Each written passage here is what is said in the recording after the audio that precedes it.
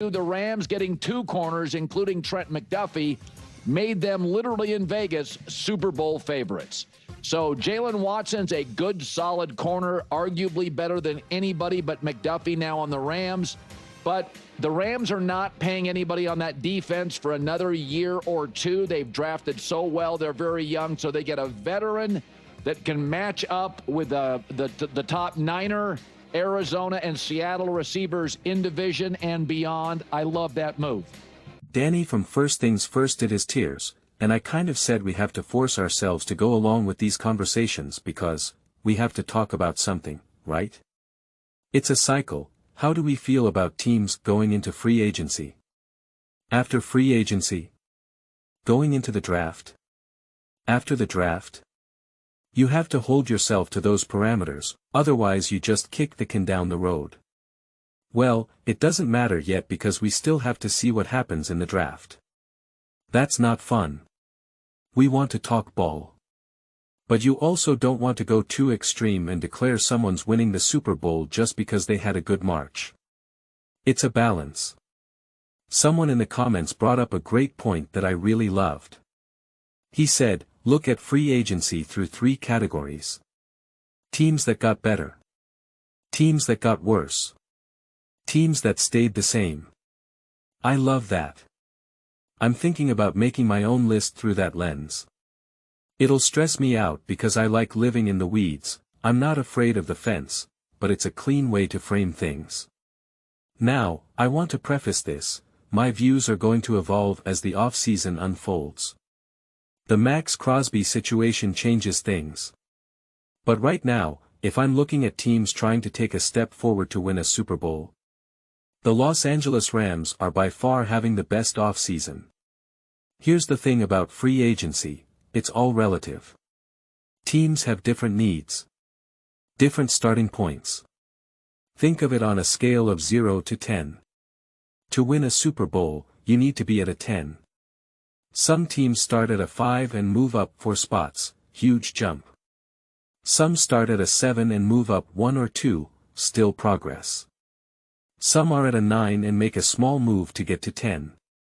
Some are at an 8 and just have to chill because there's only so much they can do right now.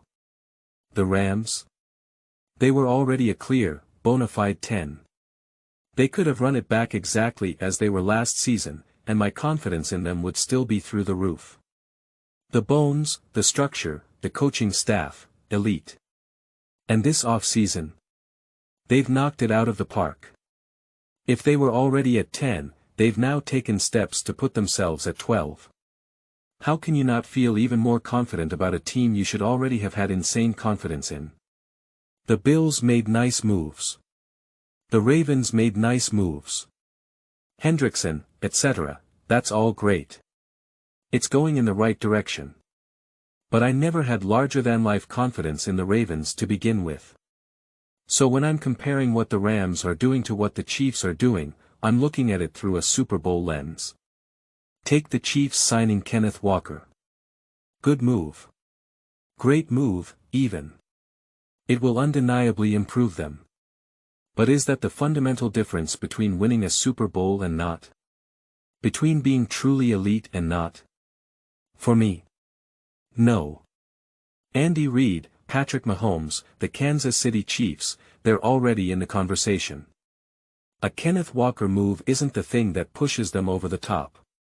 It's a piece. Not the foundation. The Rams were already elite. Already special. And now they've elevated their ceiling and widened their margin of error.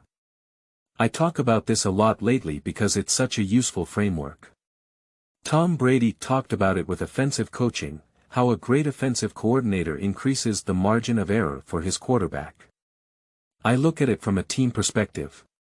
When you're a great team, you can do one of two things, sometimes both: increase your ceiling, become even better at your peak, widen your margin of error, become more resilient when things go wrong. These aren't always connected. Sometimes you raise the ceiling but the margin of error stays tight.